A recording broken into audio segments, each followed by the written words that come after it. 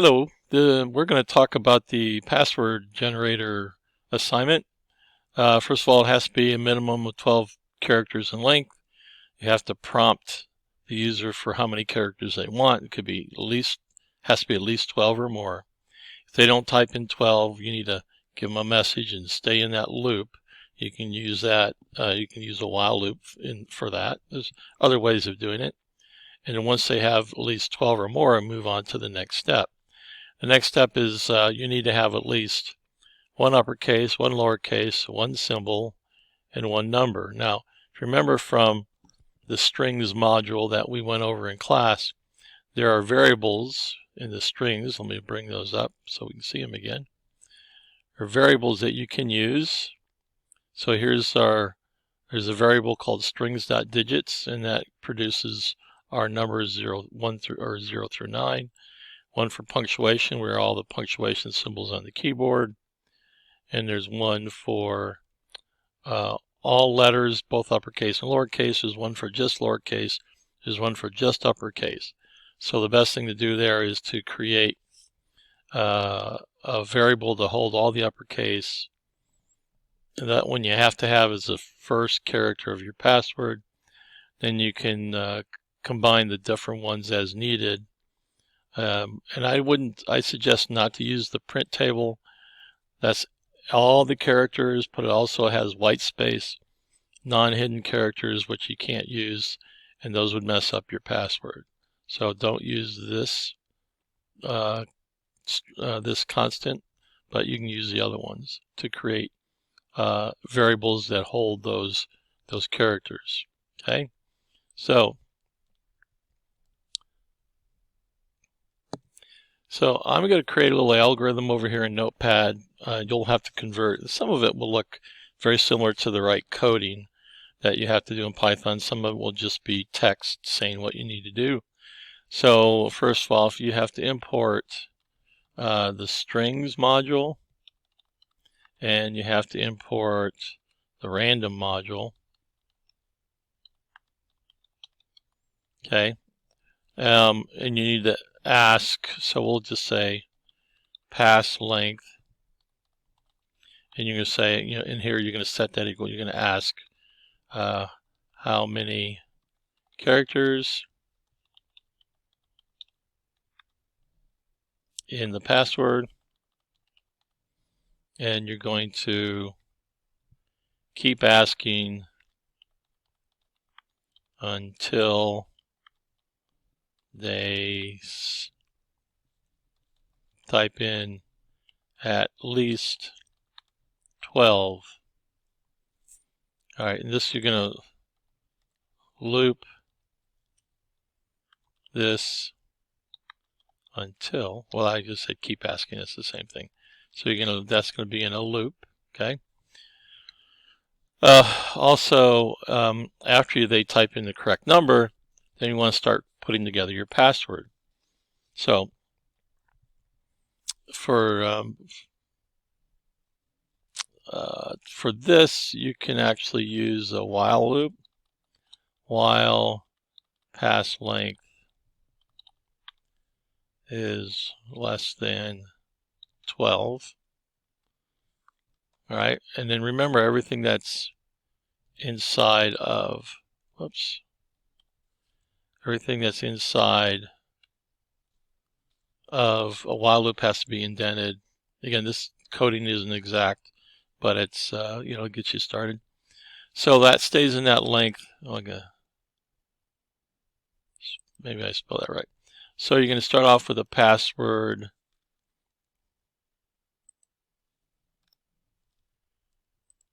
And so you can start off with pass length equals 0. So it knows if it's less than 12, it'll go into this while loop. Then you're going to ask the question. If it's still less than 12, it's going to stay in this little while loop until you get it 12 or more. Then it's going to kick out of that while loop. And then you're going to, then you want to do, for the sake of this, you want to have, let's say, different, you want to capture all the capital passwords, so you can use cap equals string dot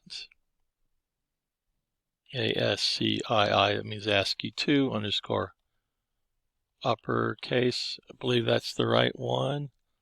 Pull up the slide. Okay, there's a slide. Yep, ASCII2 underscore uppercase. All right, that's correct. Now, by doing that, that's just going to create a variable called cap that holds A through Z, all capitalized. Then you could do one for all the letters. So we'll call this. No, you need an uppercase or lowercase symbol. So you want to do one for lower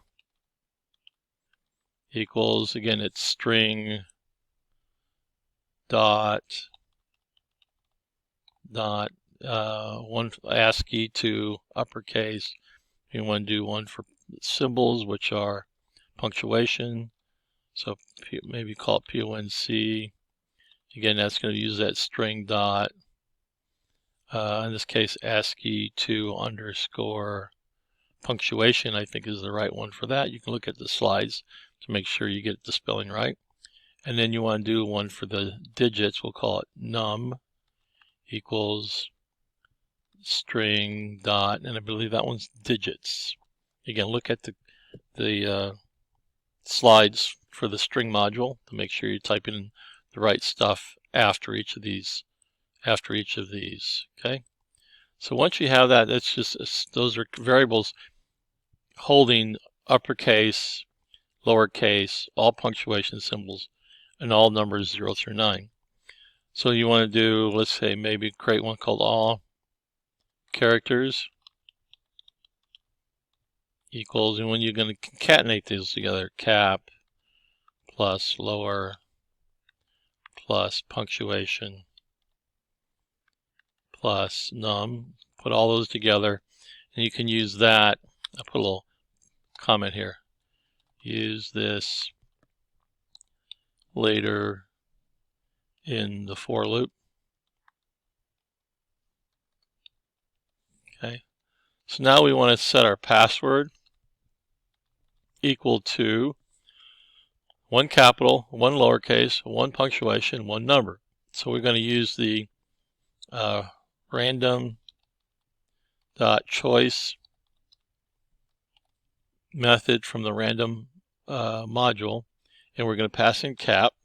So I don't know if you remember or not, but this in the random, and let's pull that one up real quick.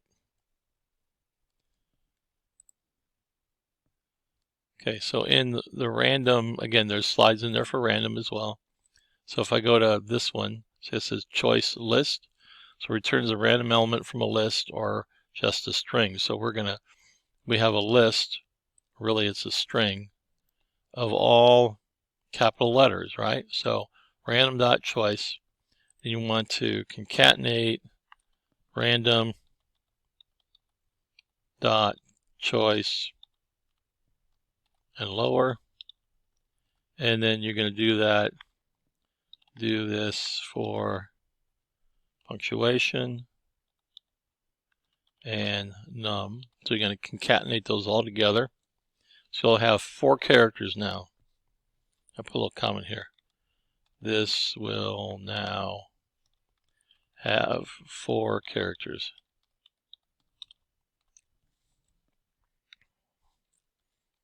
I should say pass. Will now have 4 characters, right?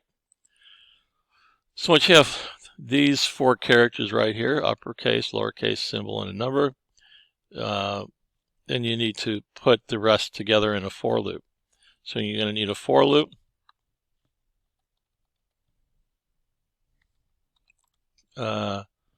To add the remainder.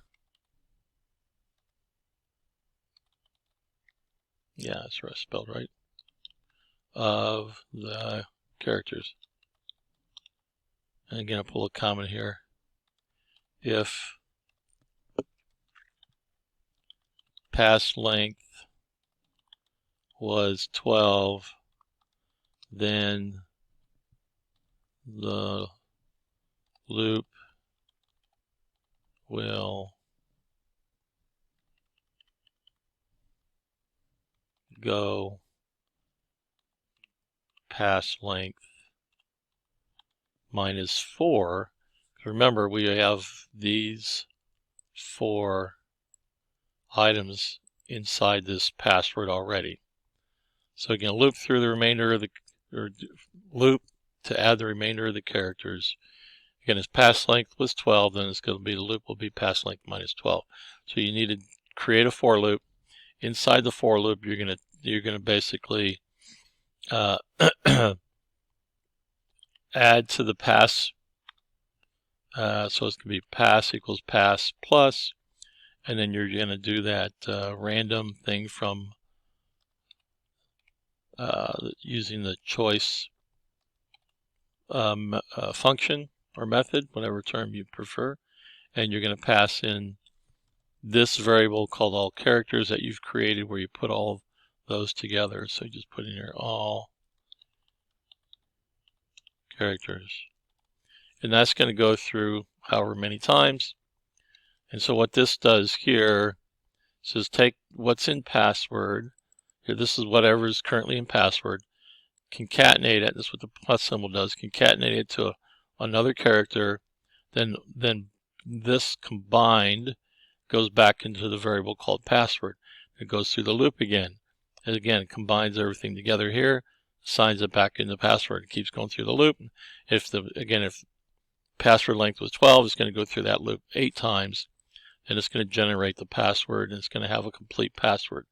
Then you need to print the password, and then you need to ask again, ask if they would like to create another password. And if they do, you're going to go back through all of this again. So this should all be inside another while loop.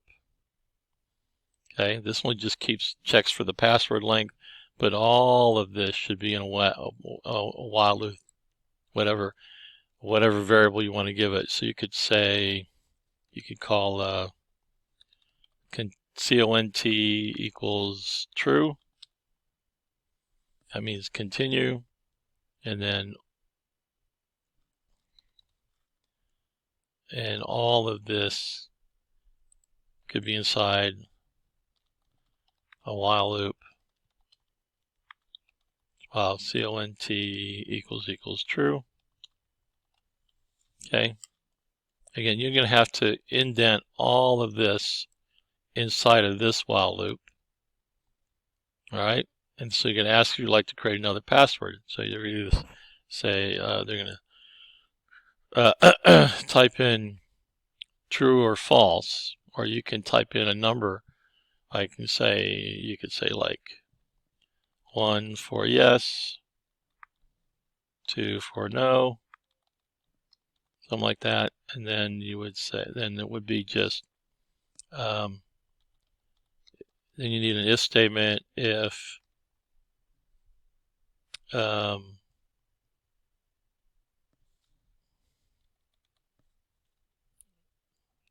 call this a variable called again. So then you say if again equals 1, and then you're going to say cont equals true, else cont equals false. Okay, so when you ask, they'd like to create another password. 1 for yes, 2 for no. If again equals 1, cont is going to remain true, so that means it's going to go back up here, start back up here at the top, go through everything again. If you type in a 2 or any number for that matter, it will say cont equals false, so then it will kick out of this loop and end this entire process. I hope that helps.